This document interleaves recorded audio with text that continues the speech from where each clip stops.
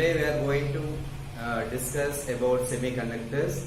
So in the last video lecture we have discussed about how energy band form in case of metal solids. So how valence band is formed, how conduction band is formed.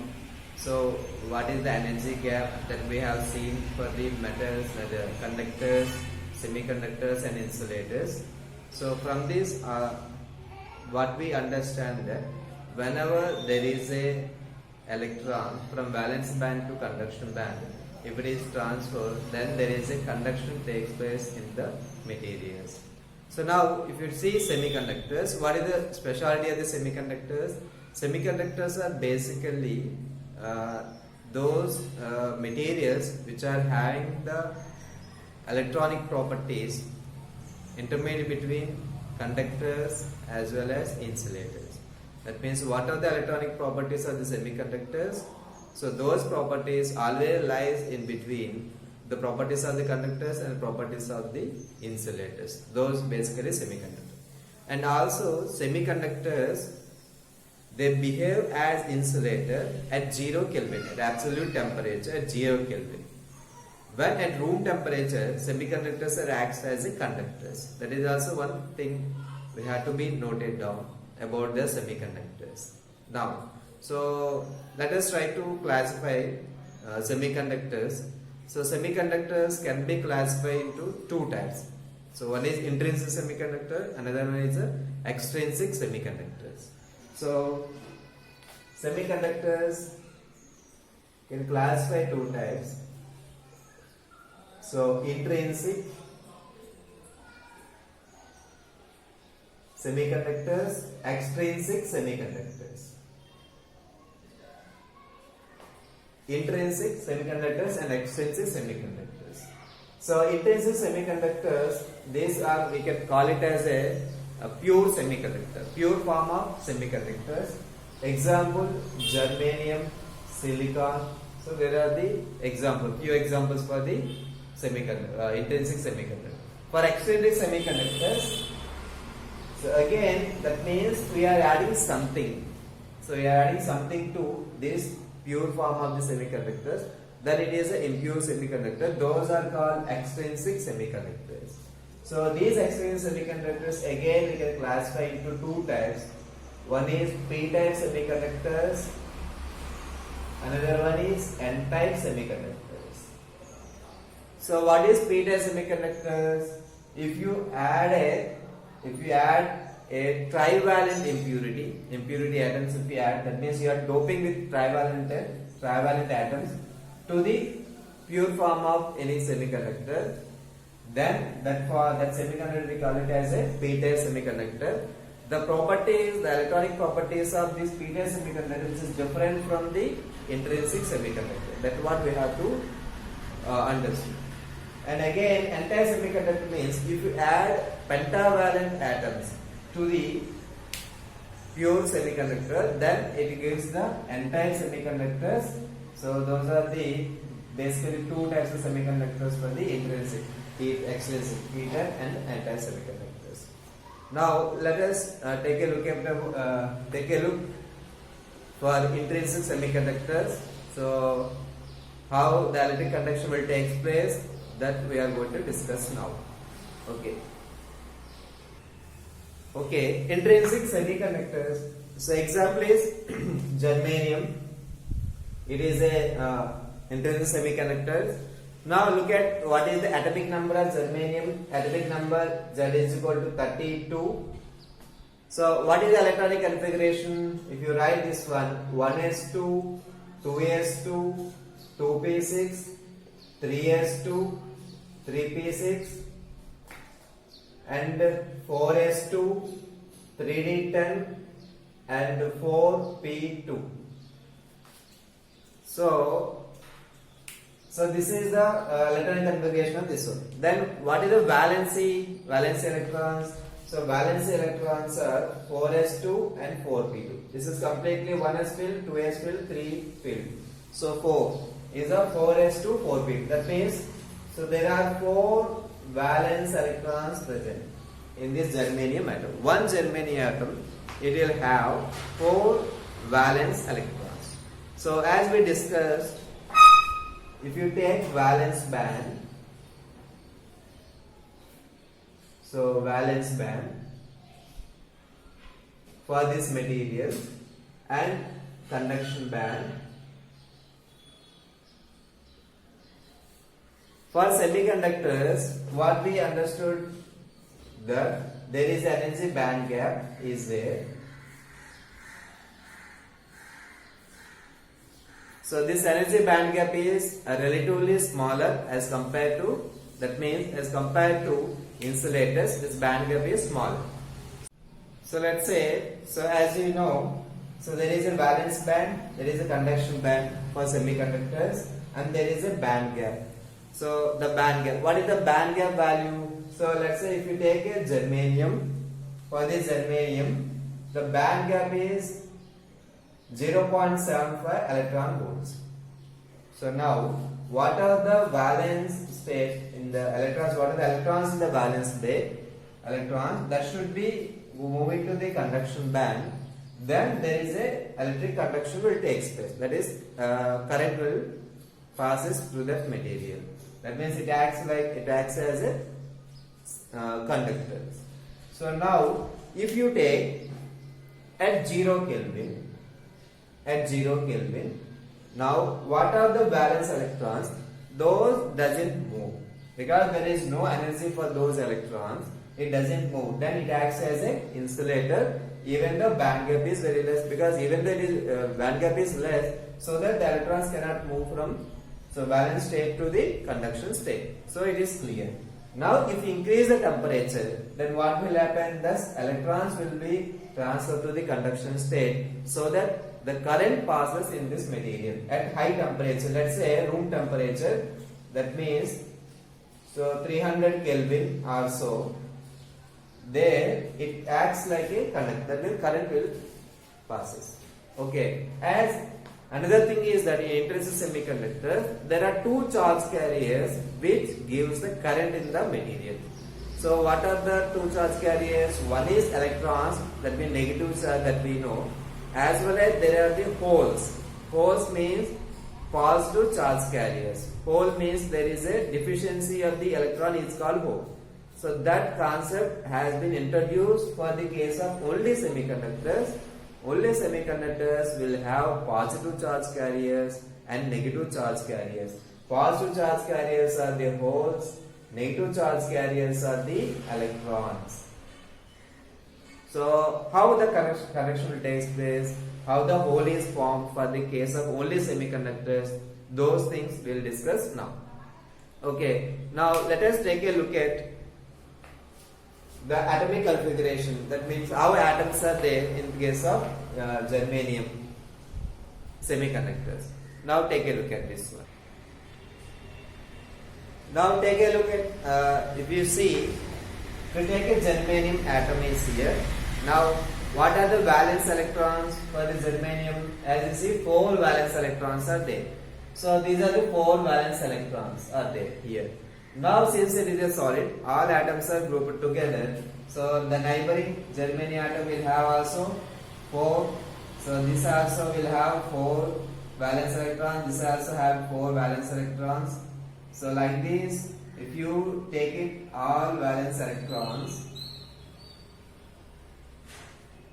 of the germanium atom, now what will happen? Since one germanium atom is there, another neighborhood, another germanium atom is there, what will happen? This will form covalent bonding. In order to achieve stable configuration, it forms a covalent bonding. So these 2 electrons get shared by each atom. So here also there is a formation of covalent bond will take place. Here also formation of covalent bond will take place. Here also covalent bond will take place. Like this it happens to everywhere. So this is the case of the formation of the covalent bond. So why it is covalent bond? Since the 2 electrons can be shared by this. That means germanium will get shared this electron and this electron, this electron, this will be apart from the 4 electrons. So then it will achieve remaining 4 electrons. So that the configuration should be stable. So now this covalent bonding is there now. So let us imagine this is at 0 Kelvin. 0 Kelvin, this covalent bonding is there. Now we can see the valence band. The valence band will have how many? 4 electrons are there. Valence band is completely filled. But this valence electron cannot be free because it is a strong covalent bondings are there here. Now when if it become free electron, that means it should be overcome this covalent band, it should come out from the germanium atom, then it becomes a free atom, then it goes to the conduction band, then current passes in the material. So for that, if you increase the temperature, that means let's say if you take this to the at room temperature. Now if you take it at room temperature, what will happen? The covalent bonds will break down. That means the energy room temperature, that is the temperature is sufficient to break the covalent bond of the germanium. That means one electron of the germanium atom, it becomes free. It no longer to be there with the atom. So electron is not there, that means the negative charge is coming outside. That means there should be deficiency of the electron is there. That deficiency we say is like a hole. It is a hole. The gap. That means that the gap, that is obviously it should have a positive charge. So that is called a hole. That is called a hole. So electron is removed like this. The solid, that means germanium material, will have so many number of germanium atoms. So there are so many electrons are there. Those are coming out when at a room temperatures. That means from if you increase the temperature from absolute temperature, the electrons are coming outside from the germanium atom. So once it is coming from out of the germanium, then it goes to the conduction band. Then what will happen? Then current passes in the circuit. When if the germanium material, if you keep it, if you connect it to the potential, if you apply potential difference, that means if you apply electric field, that current passes due to the electrons. So let's say this electron, this is connected to the battery. Then what will happen? What are the free electrons? That means electrons in conduction band will attract towards the positive terminal of the battery. Now, what about the holes? Holes are also there. That means one electron is released, that means one hole is created. Now what will happen? Since it is a positive charge is there, hole is there, since electrons have some energy from the temperature it is gained, so this electron, whatever the electron from the neighborhood, the electron what will do? It try to, always the system want to try to be stabilized, that means uniform. So for that, this electron will move from here to here. It jumps from here to here. Then what will happen? Electrons comes here, filled by the hole. Then here the hole is created. Here the hole is created. Similarly, the neighboring electron again, electron will come to join here. That means again electron will come here. Then hole is created here. So electron again come to here. Then hole is here. Again neighboring electron will be here. It comes to here. That means here hole is created. Then electron comes to here. Like this. Like this what happened? Initially hole is created here. After that hole is transferred to here. That means the positive charge carrier it is moving. So which direction should you move? Obviously it will move towards the negative terminal of the battery if you apply electric field. That means the current, in the semiconductors can be erased by the two things. One is electrons, negative charge carriers. Another one is the holes, because holes are also moving. Because of the movement of the holes also current produced. That means total current is due to one is negative charge electrons, one is the negative charge of the holes. Now if you can count how many electrons, free electrons are there at room temperature, that means the same number of holes will be present, because one electron loss is created one hole. So both are same number of. So if you say density of the electrons, and if you say n, that should be equivalent to the concentration. I should say concentration of the negative charge carriers is equal to concentration of the positive charge carrier. That means holes. The number of electrons per unit volume is equal to number of holes in the number of holes per unit volume. That should be common for the intrinsic semiconductors. But here, according to quantum free electron theory, there should be a Fermi level. So Fermi level, again I am repeating, at 0 Kelvin, there is the highest energy level where electrons can be filled up. So above it can be imagined like above the Fermi level, there is no electrons will be there. So for this case, the number of holes and number of electrons are equal. That means the energy, that Fermi energy, it is always lies intermediate between conduction band and valence band. That means this is the gap Eg. Okay. Now for valence band, the top of the valence band, the energy of the top of the valence, if you say Ev, the bottom of the conduction band, the energy, if you say Ec, then Fermi level is where Fermi level Ef is equal to, that is, it is in middle. That means it should be Ec plus Ev by 2. It is at the middle. That's what we can say. Right. Similarly, what is Ec? What is Ec? Band gap. That means Eg is equal to Ec minus Ev. That is also we can write. Okay. So from this, what you can understand is that in intrinsic semiconductors, the current passes through the material. That current happens in the material due to two charge carriers. One is positive charge carriers are holes, and otherwise negative charge carriers are electrons. The concentration of holes, the concentration of electrons, both are identical for the case of intrinsic semiconductors. Okay, so now then you can understand how the current takes place passing through this material into semiconductors. Now let us take a look at the case of extrinsic semiconductor like p-type semiconductor and n-type semiconductor. Now let us discuss about the p-type semiconductor. How it will be, how current passes in the material, let us discuss now. Okay. So before going to this one, before going to discuss that one, I would like to give assignment. So just for what you understand from this lecture and previous lectures. So I just wanted to give assignment. The assignment is that first one is you have to write in your own words how energy band formed in case of solid. How energy band formation, how it is energy band formation takes place. And the second question for the assignment,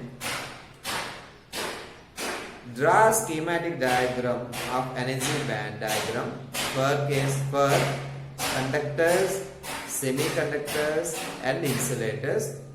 From that, try to explain the difference between conductors, insulators and semiconductors. That is the second one.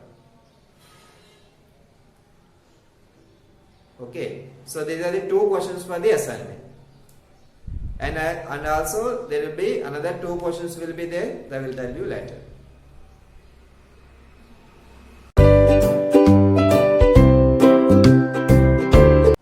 Now let us take a look at p-type semiconductors. So as I said earlier, p-type semiconductor is a if you add something, that means those elements which are having trivalent, which added to the pure form of semiconductors. That means if you add something, some atoms to the intrinsic semiconductor, then it becomes a p-type semiconductor. So let's just say an example. If you take a germanium atom, there are 4 valence electrons are there. Now I am trying to add, if you try to add indium, if you see electronic configuration, its atomic number is 49, electronic configuration is 5s2 5p1. These are the outermost electrons, that is valence electrons are 3 valence electrons. Now what you are doing, you are adding, that means you are doping, that we can call it as a dope.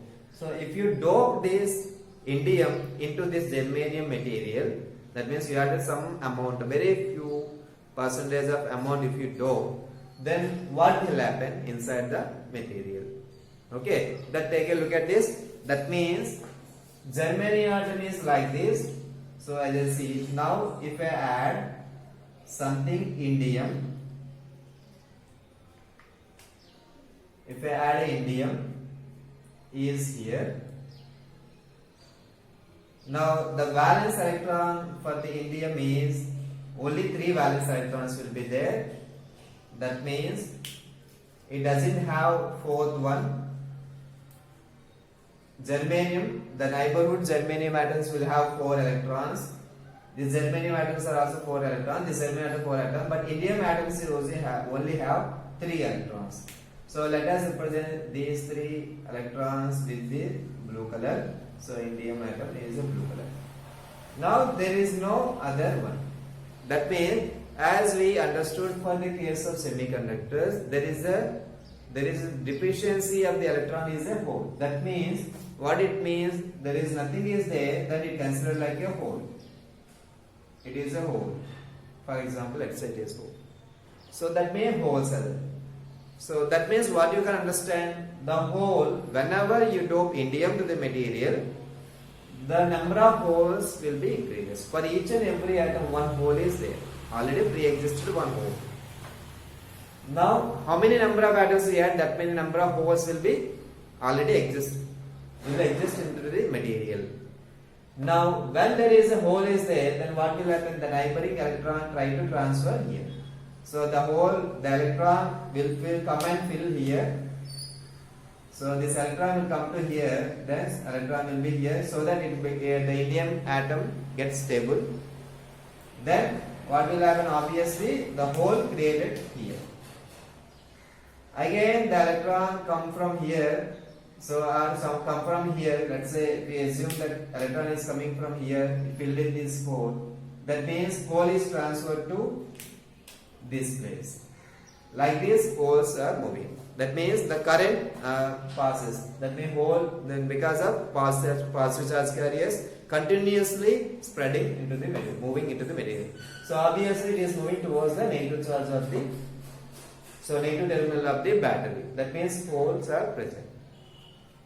Then what about the free electrons? Let's say simply it is a germanium. In some places the electrons will be again coming outside from the, since it is a germanium atom, the electrons will break the covalent bonds, electrons are coming outside. So when electron is coming from outside, that becomes free electrons will come, and again hole is created, again holes are transferred. It is same thing like intrinsic semiconductors, but in intrinsic semiconductors, number of electrons are coming outside, that means number of holes are created. But whereas here, what will happen? Additional to that point, additionally, holes are created whenever you dope the indium atom. That means the number of holes, the concentration of holes always greater than concentration of electrons for the case of p-type semiconductors. So because of this, the charge carriers of one type of charge carriers are more. Obviously, the current produced in the material is obviously it is more as compared to intrinsic semiconductors. So that what we can understand from this doping of indium, that means trivalent. Okay. So what happens to if you see energy band diagrams? Here the EF, that means Fermi level, because the number of charge carriers or holes are more. So the EF, that means Fermi level, we can expect it is at the nearer to the valence band. It is at the nearer to the valence band because there are number of holes are more for the case of materials. So band gap is same band gap will be there. Then there is a Fermi level is like this. So whenever you add a indium, that means you added some defect levels. That means doping. That means some defects levels are there. So those will come in between the valence band and conduction band. Because of that thing, the electrical conduction will be much more as compared to the pure form of semiconductors. That will be takes place.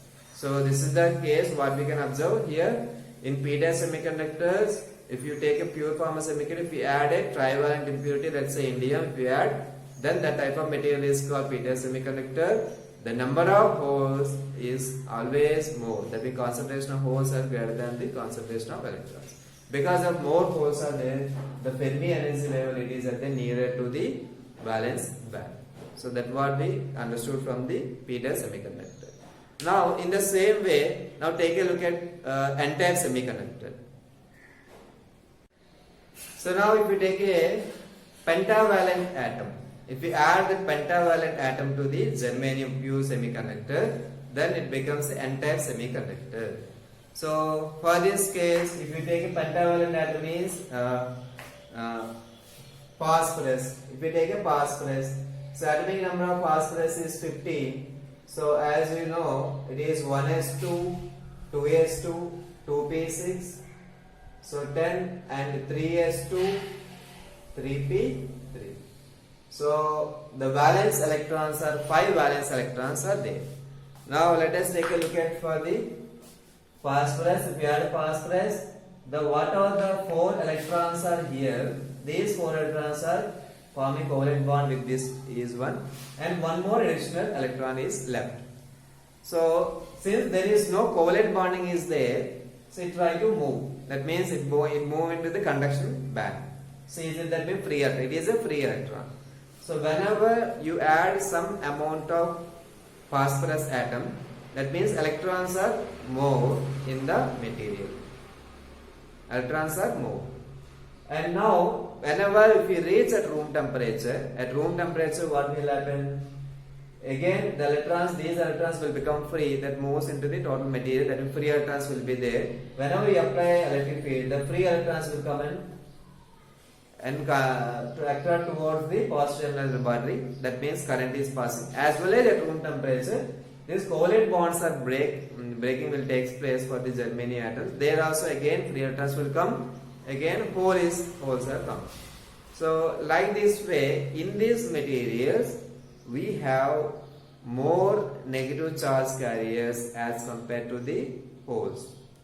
That means the majority charge carriers for entire semiconductors, because the current is dominated by the free electrons. Here electrons, because more electrons are there, the whatever if you take the total current, in the total current the amount, the percentage of participation of the participation in that current is due to only electrons, more, relatively more. So the majority charge carriers for entire semiconductor is electrons, the minority charge carriers are the holes. Whereas for p-type semiconductor, the majority charge carriers are hole, minority carriers are the electrons. So like this it happened. Now if you see energy band diagram here, so whenever the number of electrons are more, then what will happen? The Fermi level should be at the nearer to the conduction band. So this is here Fermi level will be there. So it is not that much of near, but it should be near, because it forms a defect states anyway. So these phosphorus forms a defect states in between this one. So by this there is the electrons or what are the charge carriers easily moves. That means that participate in the conductive conduction. So like this if you see. So these are the, I hope you understand what is the semiconductor, intrinsic semiconductor and extrinsic semiconductor.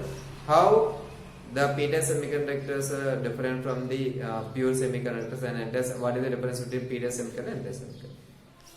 So now one more question for the assignment. So already 2 questions I have given, and one more question is that distinguish between p-type semiconductor and n-type semiconductor. That is the 3rd question. So again I am repeating, distinction between p-type semiconductor and n-type semiconductor. That is the 3rd question. And 4th question is distinguish between intrinsic semiconductors and extrinsic semiconductors. That is the 4th question. So these are the 4 questions for the assignment. Okay.